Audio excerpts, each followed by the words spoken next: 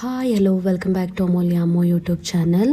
ಮೊದಲಿಗೆ ನನ್ನ ಚಾನಲ್ ನೋಡ್ತಿರೋರಲ್ಲಿ ಯಾರು ನನ್ನ ಚಾನಲ್ ಸಬ್ಸ್ಕ್ರೈಬ್ ಆಗಿಲ್ಲ ದಯವಿಟ್ಟು ಸಬ್ಸ್ಕ್ರೈಬ್ ಆಗಿ ಅಂತ ಹೇಳ್ತಾ ಈ ವಿಡಿಯೋನ ಕಂಟಿನ್ಯೂ ಮಾಡ್ತಿದ್ದೀನಿ.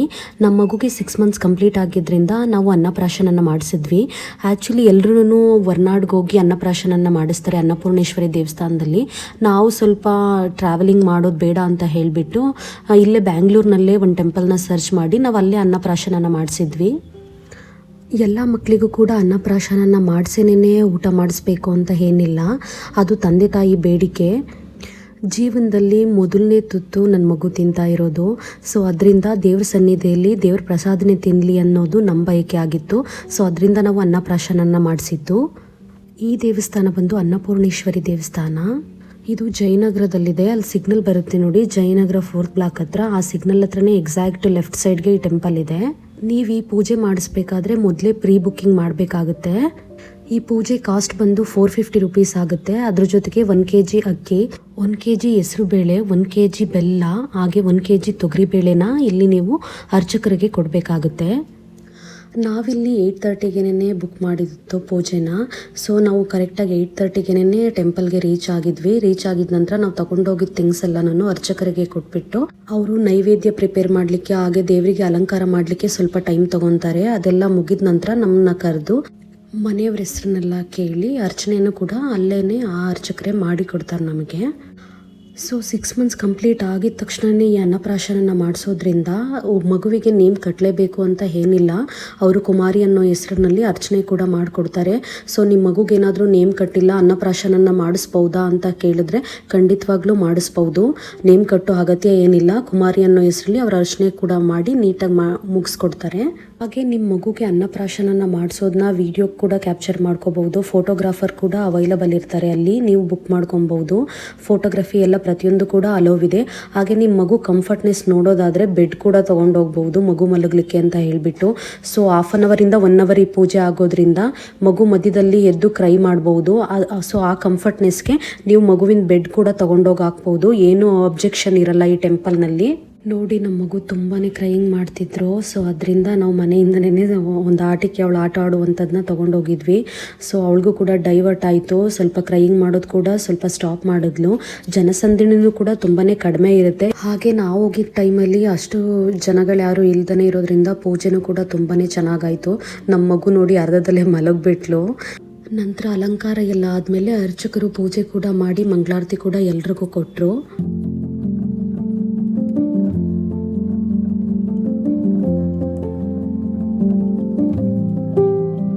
ಮಂಗಳಾರತಿ ಎಲ್ಲ ತಗೊಂಡ ನಂತರ 3 ರೌಂಡ್ ಪ್ರದಕ್ಷಿಣೆನೂ ಕೂಡ ಹಾಕಿ ನಾನು ನನ್ನ ಹಸ್ಬೆಂಡ್ ಇಬ್ಬರು ಕೂಡ ಪೂಜೆಗೆ ಕೂತ್ಕೊಂಡ್ವಿ.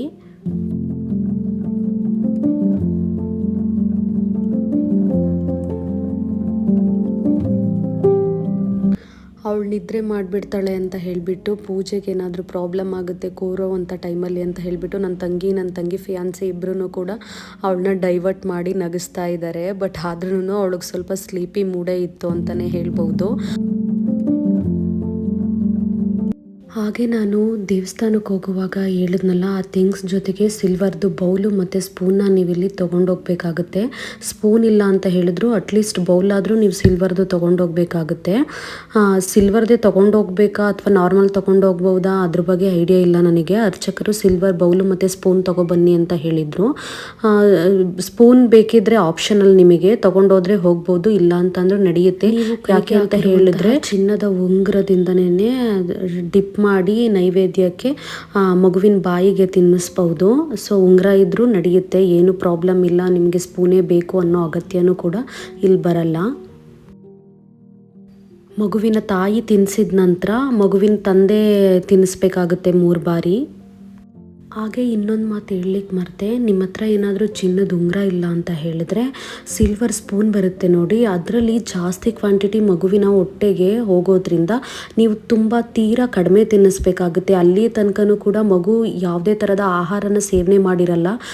ಮಗು 6 ತಿಂಗಳಿಂದನೂ ಕೂಡ ತಾಯಿ ಎದೆ ಹಾಲನ್ನೇ ಕೊಡ್ದಿರೋದ್ರಿಂದ ಈ ಥರದ ಆಹಾರ ಸೇವನೆಗೆ ಸ್ವಲ್ಪ ಟೈಮ್ ತಗೊಳುತ್ತೆ. ಸೊ ನೀವು ಸ್ವಲ್ಪ ಆ ಸ್ಪೂನಲ್ಲಿ ಏನಾದರೂ ಕೊಡೋದಿದ್ರೆ ಸ್ವಲ್ಪ ಚಿಟಿಕೆ ಅಷ್ಟೇ, ಒಂದೊಂದು ರುಚಿಗೆ ಅಷ್ಟೇ. ನಾವೇನೋ ಅನ್ನಪ್ರಾಶನನ ದೇವ್ರ ಸನ್ನಿಧಿಲಿ ಒಂಚೂರು ತಿನ್ನಿಸಿದ್ವಿ ಅನ್ನೋ ಕಾರಣಕ್ಕೋಸ್ಕರ ಸ್ವಲ್ಪ ಅಷ್ಟೇ ನೀವು ಸೇವನೆ ಮಾಡಿ. ಸ್ಪೂನ್ ಇದೆ ಅಂತ ಹೇಳಿಬಿಟ್ಟು ಜಾಸ್ತಿ ಕೊಡೋದು ಮಾಡಬೇಡಿ, ಇದರಿಂದ ಮಗುವಿಗೆ ಅಲರ್ಜಿ ಆಗೋ ಸಂಭವನೂ ಕೂಡ ಜಾಸ್ತಿ ಇರುತ್ತೆ. ಸೊ ಅದರಿಂದ ನೀವು ಸ್ವಲ್ಪನಷ್ಟೇನೆ ಮಗುವಿಗೆ ಬಾಯಿಗೆ ಹಾಕಬೇಕಾಗುತ್ತೆ ನೈವೇದ್ಯ ಏನಿದೆ ಅದನ್ನು. ಇದೆಲ್ಲ ಆಗಿದ ನಂತರ ಮಗು ನೈವೇದ್ಯನ ತಿಂದಿದ ನಂತರ ಅರ್ಚಕರೇನೇ ದೇವ್ರ ಬಳಿ ಮಗುವಿನ ಮಲಗಿಸಿ ಆಶೀರ್ವಾದನ ಬೇಡ್ತಾರೆ. ಆಶೀರ್ವಾದನೂ ಕೂಡ ಮಾಡಿ ಕೊಡ್ತಾರೆ. ತಲೆಗೆ ಸ್ವಲ್ಪ ತಿಲಕನೂ ಕೂಡ ಇಡ್ತಾರೆ ಮಗುವಿನ ತಲೆಗೆ. ತಾಯಿ ಅನ್ನಪೂರ್ಣೇಶ್ವರಿ ಪಾದದ ಹತ್ರ ಇರುವಂತಹ ಕುಂಕುಮನ. ಪೂಜೆ ಅಂತೂ ತುಂಬಾ ಚೆನ್ನಾಗಾಯಿತು. ಈ ಅರ್ಚಕರು ಅಷ್ಟೇ, ನೀವೇನೇ ಕೇಳಿದ್ರೂ ಯಾವುದೇ ರೀತಿ ಗೊಂದಲ ಆಗ್ದೇ ಇರೋ ಥರ ಪ್ರತಿಯೊಂದಕ್ಕೂ ಕೂಡ ಉತ್ತರನ ನೀಡಿ ತುಂಬ ನೀಟಾಗಿ ಪೂಜೆ ಮಾಡ್ಕೊತಾರೆ. ಈ ಬೆಂಗಳೂರು ಸುತ್ತಮುತ್ತ ಇರೋರಂತೂ ಮಸ್ಟ್ ವಿಸಿಟ್ ಮಾಡಲೇಬೇಕಾದಂತಹ ಪ್ಲೇಸ್ ಇದು. ನಾನು ಕೂಡ ಅಂದ್ಕೊಂಡಿದ್ದೆ ನಾವು ಅನ್ನಪ್ರಾಶನನ ಹೊರ್ನಾಡಿಗೆ ಹೋಗಿ ಮಾಡಿಸ್ಬೇಕು ಅಂತ ಹೇಳಿಬಿಟ್ಟು. ಟ್ರಾವೆಲಿಂಗೇ 8 to 9 hour ಆಗಿಬಿಡುತ್ತೆ. ಈ ಆಗಸ್ಟೇ ಮಗುಗೆ 6 months ತುಂಬಿರುತ್ತೆ. ಮಗುವಿನ ಆರೋಗ್ಯದಲ್ಲಿ ಏರುಪೇರಾಗೋ ಚಾನ್ಸಸ್ ತುಂಬಾ ಇರುತ್ತೆ. ಸೊ ಅದರಿಂದ ನಾವಿರುವಂಥ ಪ್ಲೇಸ್ನಲ್ಲೇ ನಿಯರೆಸ್ಟ್ ಯಾವುದು ಟೆಂಪಲ್ ಇದೆ ಅನ್ನಪೂರ್ಣೇಶ್ವರಿ, ಅಲ್ಲೆಲ್ಲ ಕೂಡ ಅನ್ನಪ್ರಾಶನನ ಮಾಡ್ತಾರೆ. ಸೊ ದಟ್ ನೀವು ಅಲ್ಲೇ ನಿಯರೆಸ್ಟ್ ಪ್ಲೇಸ್ನಲ್ಲಿ ಟ್ರಾವೆಲಿಂಗೇ ಮಾಡದೆ ಅನ್ನಪ್ರಾಶನನ ಮಾಡಿಸ್ಬೋದು. ನಮ್ಮ ಮಗು ಅಂತೂ ತುಂಬಾ ಅಳ್ತಿತ್ತು. ಹೇಳ್ಬೇಕಂತಂದರೆ ಅಲ್ಲಿ ಬಂದಿರೋ ಮಕ್ಳಿಗೆ ನಮ್ಮ ಮಗುನೇ ಸ್ವಲ್ಪ ಪರವಾಗಿಲ್ಲ ಅಂತ ಹೇಳ್ಬೋದು. ಇನ್ನೊಂದು ಮಗು ಅಂತೂ ತುಂಬಾ ಕ್ರೈಯಿಂಗ್ ಮಾಡ್ತು. ಸೊ ಅದರಿಂದ ಮಗುವಿನ ಕಂಫರ್ಟ್ನೆಸ್ ತುಂಬಾ ಮ್ಯಾಟ್ರ್ ಆಗುತ್ತೆ ಇಂಥ ಟೈಮಲ್ಲಿ. ಬೆಡ್ಡು ಮಗುಗೆ ಏನೇನಿದೆ ಅದು ಕಂಫರ್ಟಾಗಿ ನಿದ್ದೆ ಮಾಡಲಿಕ್ಕೆ ಅಥವಾ ನಮ್ಮ ಜೊತೆ ಇರಲಿಕ್ಕೆ ಪ್ರತಿಯೊಂದನ್ನು ಕೂಡ ನೀವು ಜೊತೇಲಿ ತೊಗೊಂಡೋಗಿ. ಹಾಗೆ ಬಟ್ಟೆನೂ ಕೂಡ ತುಂಬ ಗ್ರ್ಯಾಂಡ್ ಕ್ಲಾತ್ಸ್ ಏನೂ ಹಾಕಬೇಡಿ. ನಮ್ಮ ಮಗು ಈ ಬಟ್ಟೆ ಬಿಚ್ಚೋ ತನಕನೂ ಬಿಟ್ಟೇ ಇಲ್ಲ, ಅಷ್ಟು ಕ್ರೈಯಿಂಗ್ ಮಾಡಿದೆ. ಸೊ ಅದರಿಂದ ಸಾಫ್ಟ್ ಕ್ಲಾತ್ನಷ್ಟೇ ತೊಗೊಂಡೋಗಿ. ಏನೋ ಫೋಟೋ ವೀಡಿಯೋಸ್ ತೊಗೊಳ್ಲಿಕ್ಕೆ ಓಕೆ, ಬಟ್ ನಮ್ಮ ಮಗು ಅಳ್ತಿದ್ರೆ ನಮಗೇನೆ ಬೇಜಾರಂತ ಅನ್ನಿಸ್ತಿರುತ್ತೆ. ಸೊ ಅದರಿಂದ ತುಂಬಾ ಸಾಫ್ಟ್ ಕ್ಲಾತ್ನ ಹಾಕಿ ತುಂಬ ಹೊತ್ತು ಅಲ್ಲಿ ಪೂಜೆ ನಡೆಯೋದ್ರಿಂದ ಮಗುಗೆ ಆಗಷ್ಟೇ ವಾತಾವರಣ ಅಡ್ಜಸ್ಟ್ ಆಗೋದು ತುಂಬಾ ಟೈಮ್ ತಗೊಳುತ್ತೆ. ಕರ್ಕೊಂಡು ಹೋಗ್ಬೋದು. ಅದು ಬಿಟ್ಟರೆ ಯಾವುದೇ ಫಂಕ್ಷನ್ಸ್ಗಾಗಲಿ ಹೊರ್ಗಿನ ಜಗತ್ತೇ ತೋರಿಸಿರಲ್ಲ. ಸೊ ಸಡನ್ಲಿ ನಾವು ಟೆಂಪಲ್ಗೆ ಹೋಗೋದು ಅಥವಾ ಟ್ರಾವೆಲಿಂಗ್ ಮಾಡೋದು ಅಂತ ಅಂದರೆ ಮಗುವಿಗೆ ಸೆಟ್ ಆಗೋಕ್ಕೆ ತುಂಬಾ ಕಷ್ಟ ಆಗಿಬಿಡುತ್ತೆ. ನೋಡಿ ಇಲ್ಲಿ ಅಡ್ರೆಸ್ ಕೂಡ ಪ್ಲೇ ಆಗ್ತಿದೆ. ಸೊ ಈ ಮಾರೇನಹಳ್ಳಿ ಹತ್ರನೇ ಬರೋದು ಇದು. ಮಾರೇನಹಳ್ಳಿ ಹತ್ರ ಜಯನಗರ ಇದೆ ನೋಡಿ, ಬೆಂಗಳೂರಿನ ಸರೌಂಡಿಂಗಲ್ಲೇನೆ ಈ ಅನ್ನಪೂರ್ಣೇಶ್ವರಿ ಟೆಂಪಲ್ ಇರೋದು.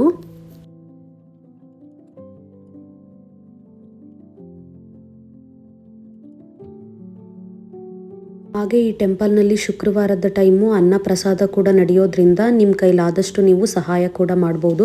ನಾವು ಟೆಂಪಲ್ ಎಲ್ಲ ಮುಗಿಸಿ ಅಲ್ಲೇ ನಿಯರೆಸ್ಟ್ ಹೋಟೆಲ್ನಲ್ಲಿ ಟಿಫನ್ ಕೂಡ ಮುಗಿಸಿ ನನ್ನ ಸಿಸ್ಟರ್ ಮದುವೆಗೆ ಸ್ವಲ್ಪ ಶಾಪ್ ಮಾಡೋದಿತ್ತು, ಅಲ್ಲಿಗೆ ಹೊರಡೋಣ ಅಂತ ಹೊರಟಿದ್ವಿ. ಅಲ್ಲೊಂದು ಪೋಸ್ಟರ್ ನೋಡಿದೆ, ನಾಯಿ ಮಿಸ್ ಆಗಿದೆ ಅಂತ ಹೇಳಿಬಿಟ್ಟು ಹುಡುಕೊಟ್ಟವ್ರಿಗೆ 25,000 ಹಾಕಿದ್ರು. ಈಗ ಜಗತ್ತು ಹೇಗಾಗಿದೆ ಅಂತ ಹೇಳಿದರೆ ಪ್ರಾಣಿಗಳಿಗಿಂತನೂ ಕೀಳು ಅಂತಲೇ ಹೇಳ್ಬೋದು ಈ ಮನುಷ್ಯ ಜಾತಿ. ಪ್ರಾಣಿಗಳಿಗಿರೋ ಬೆಲೆ ಮನುಷ್ಯನಿಗಿಲ್ಲ. ನೋಡಿ ಒಂದು ನಾಯಿಗೆ ಎಷ್ಟು ಅಟ್ಯಾಚ್ ಆಗಿದ್ದಾರೆ ಆ ಫ್ಯಾಮಿಲಿಯವರು. ನನಗೆ ನೋಡ್ತಿದ್ರೇ ಒಂಥರ ಅನ್ನಿಸ್ತು ಆ ಪೋಸ್ಟ್ನ. ನಿಜವಾಗ್ಲೂ ಆ ನಾಯಿ ಆದಷ್ಟು ಬೇಗ ಅವ್ರ ಕೈ ಸೇರಲಿ ಅಂತ ಕೇಳ್ತಾ ನಾವಲ್ಲೆಲ್ಲ ಸ್ವಲ್ಪ ಶಾಪಿಂಗ್ ಎಲ್ಲ ಮುಗಿಸಿ ಮನೆಗೆ ಕೂಡ ಹಿಂತಿರುಗಿದ್ವಿ. ಇದಾಗಿತ್ತು ಇವತ್ತಿನ ವಿಡಿಯೋ. ಇದೇ ಥರದ